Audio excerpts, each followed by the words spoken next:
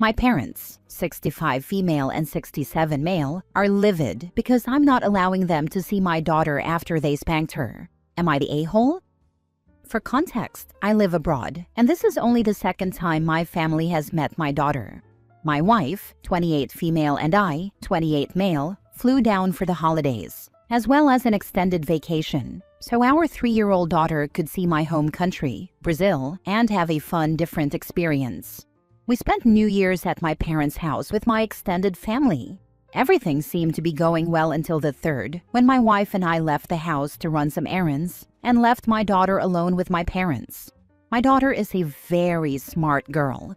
She loves talking. She's sweet, but opinionated, and we like to encourage that.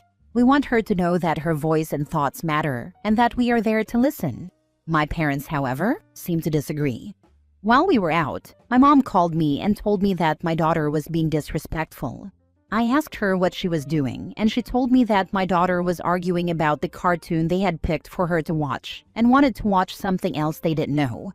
I understand that we don't always have to give kids what they want, but I didn't see the harm in that, especially because I don't exactly trust whatever they chose for her due to certain ideological differences we have.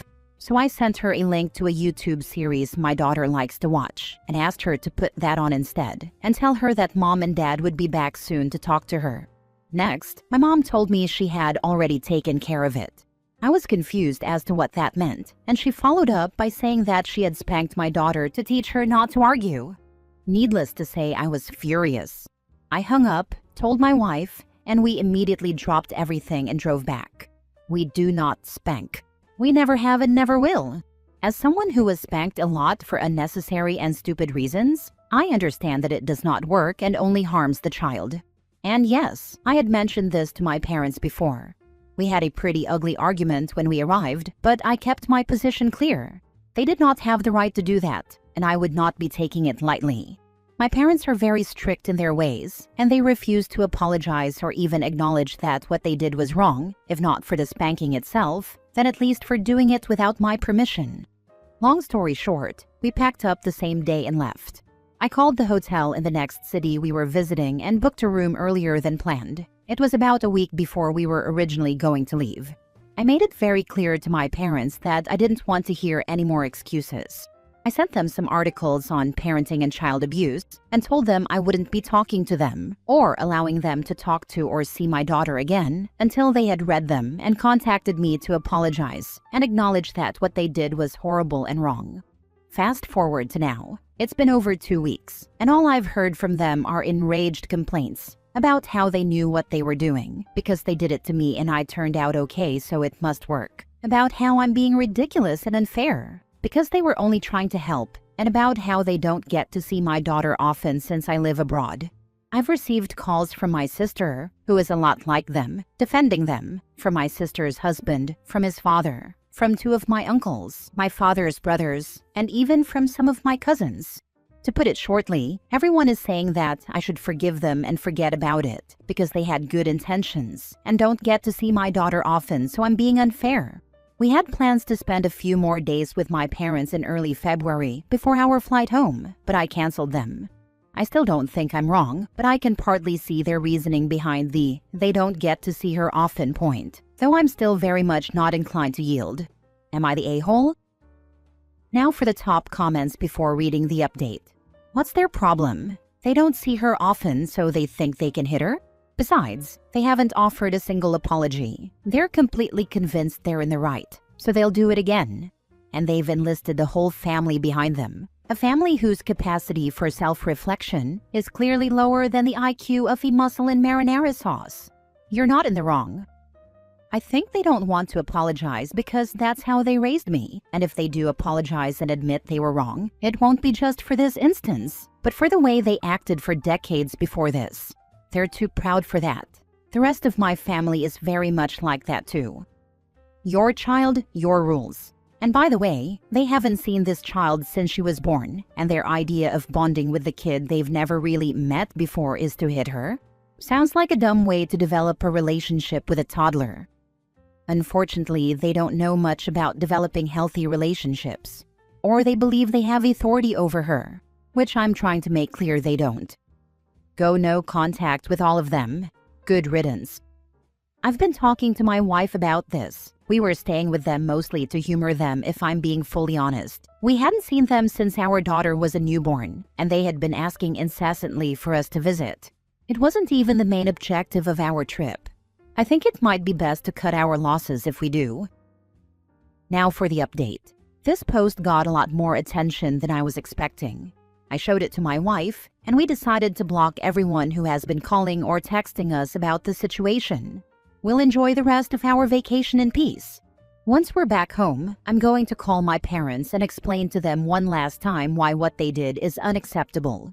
I will not be allowing them to be alone with my daughter ever again, and unless I can see for sure that they've learned and changed, they will not be seeing her at all.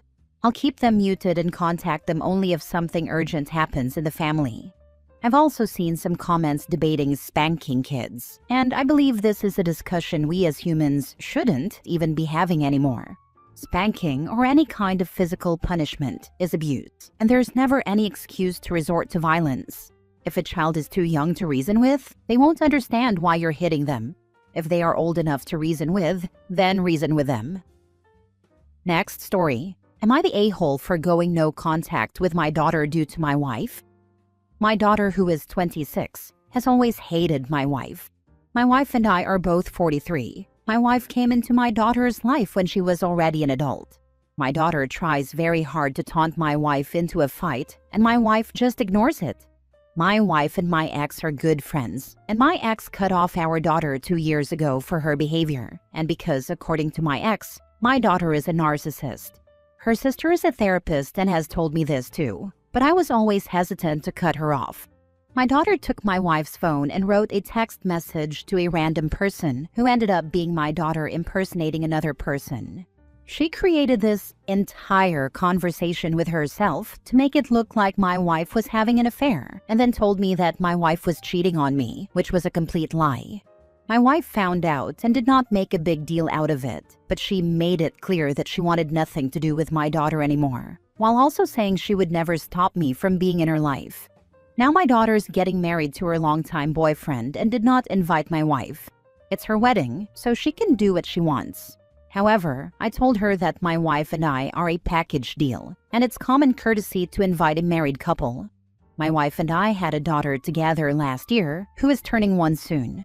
I never pressured my daughter to have a relationship with her sister, and she made it clear that she didn't want one. Now she's saying that if I don't come to her wedding without my wife, she's cutting me off.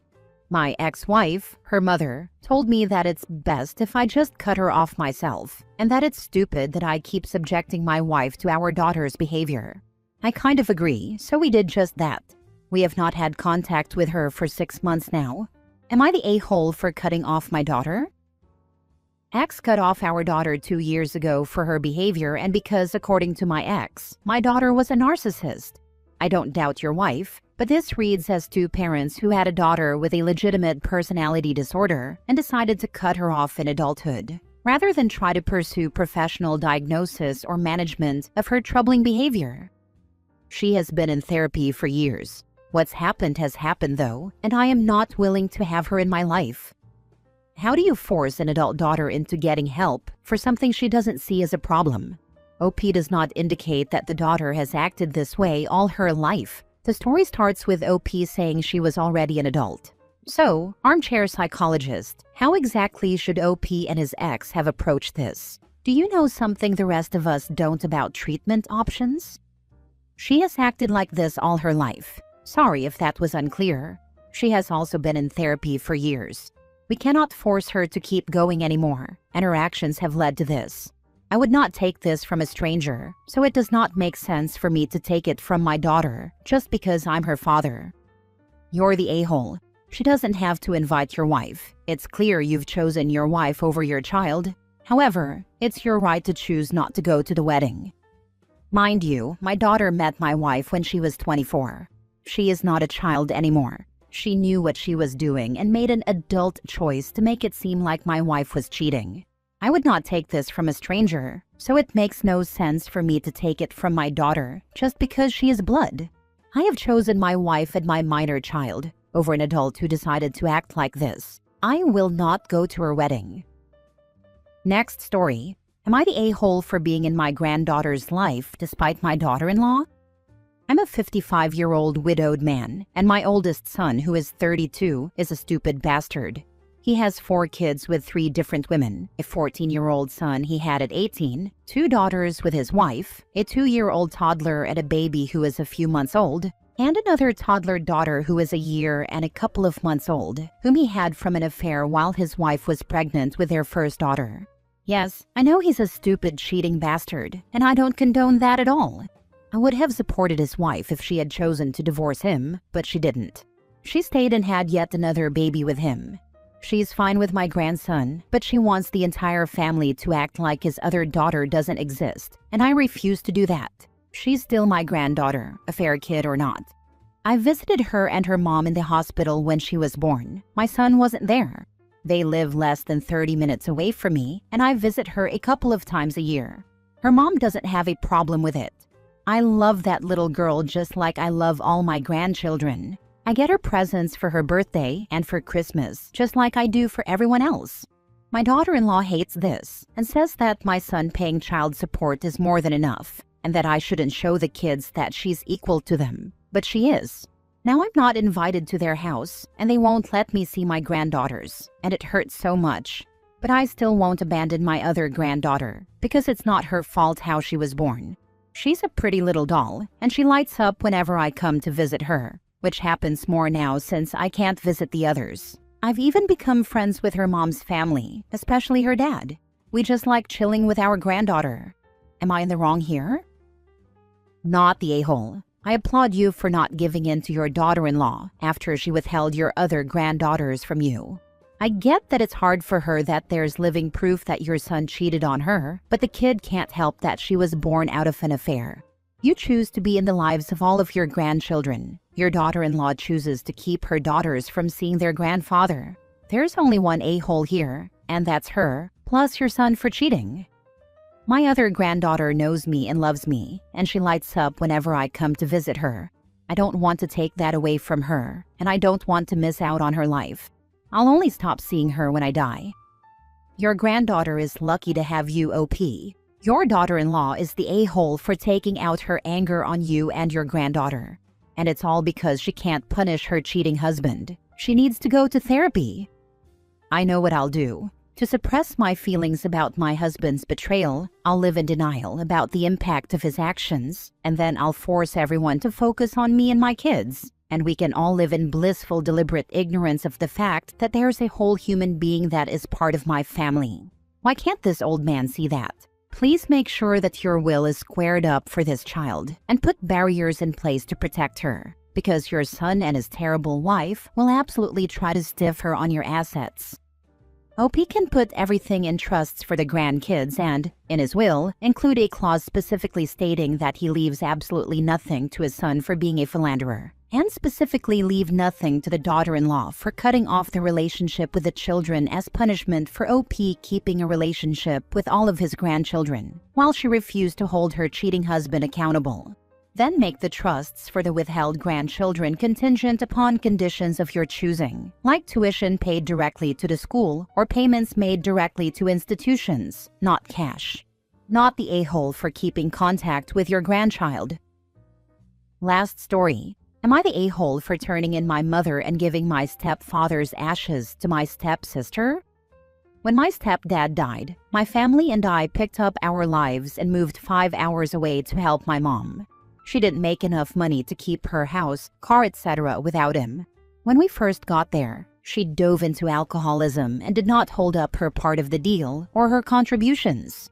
We discussed this with her, and she seemed to snap back into reality and start to sober up. All seemed well. Fast forward 6 months to a year later, and she started going out and not coming home for a day or two. Whatever, she's a grown adult, in her 60s, and we assumed she just didn't want to be around the chaos of grandkids. When she was home, she still seemed fine. Fast forward another 2 years, and we found out that she wasn't only doing drugs, but was also selling them sometimes in our home. She did this while my youngest was between 3 and 5 years old. When we found everything out, we turned her into the police. After doing so, I decided she didn't deserve to keep my stepdad's ashes. If she had done all this while he was alive, he would have turned her in and kicked her out immediately. My stepsister stopped talking to me and my mom about 6 months after he died and ended up blocking us both on social media. I didn't know why, but I assumed it was just too painful for her to talk to us, especially about him. Well, after all of the nonsense with my mom, I found a way to reach out to her and give her his ashes. My mom was livid. When I gave my stepsister his ashes, she informed me that she blocked us because my stepdad wanted to be interred at Arlington Cemetery and we didn't respect those wishes. No one ever told me this, or I would have had it done ASAP. My stepsister is in the process of doing it now. Am I the a-hole? Edit. We tried to get her help several times, including offering to pay for rehab, and she refused. She said she could do it on her own and seemed like she was, but instead got deeper into it. Yes, we were living in her house, but we were paying for everything. Mortgage, utilities, maintenance, and all necessities. Not just for us, but for her as well, including personal hygiene products, laundry supplies, food, and gas for her car. She was basically an additional child who contributed nothing, not even chores. We also did not stay in the house. First because it wasn't ours, and second because we feared for our lives, as she was getting high on her own supply and owed whoever was above her a lot of money. We didn't take anything that was hers and also left a lot of our own belongings. Having his ashes interred at a national cemetery doesn't just happen, especially at Arlington. It took over a year for my friend to get her granddaughter's ashes interred at Fort Logan Cemetery in the Denver area. It's never too late to do this. Contact your nearest national cemetery for information. My stepsister knows what to do and is in the process of doing so.